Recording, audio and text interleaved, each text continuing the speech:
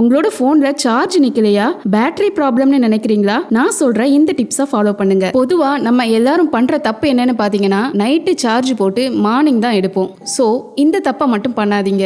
எப்பவுமே உங்களோட போன்ல சார்ஜ் ஃபுல் ஆயிட்டு அப்படின்னா அதை உடனே ரிமூவ் பண்ணுங்க. இன்னும் சில பேரை பாத்தீங்கன்னா 80% இல்ல 50% சார்ஜ் இருக்கும்போதே ஃபுல் சார்ஜ் ஆகணும் அப்படின்னு சொல்லிட்டு சார்ஜ் போட்டுட்டே இருப்பாங்க. இந்த மாதிரியான ரீசனால கூட உங்களோட பேட்டரி ப்ராப்ளம் ஆகலாம். எப்பவுமே உங்க மொபைலோட ஒரிஜினல் சார்ஜரை யூஸ் பண்ணுங்க. உங்ககிட்ட ஒரிஜினல் சார்ஜர் இல்ல அப்படிங்கிற பட்சத்துல உங்க மொபைல்ல எத்தனை வாட்ஸ் சப்போர்ட் ஆகும்னு தெரிஞ்சுக்கிட்டு சேம் வாட்ஸ் சார்ஜர்ல சார்ஜ் போடுங்க. அப்புறமா உங்க ஸ்கிரீனோட பிரைட்னஸை அட்ஜஸ்ட் பண்ணி வைங்க. லொகேஷன், ப்ளூடூத், வைஃபை இதெல்லாம் எப்போ யூஸ் பண்றோமோ அந்த டைம்ல மட்டும் நம்ம ஆன்ல வச்சு மற்றபடி நம்ம அதை ஆஃப் பண்ணி யூஸ் பண்ணுங்க.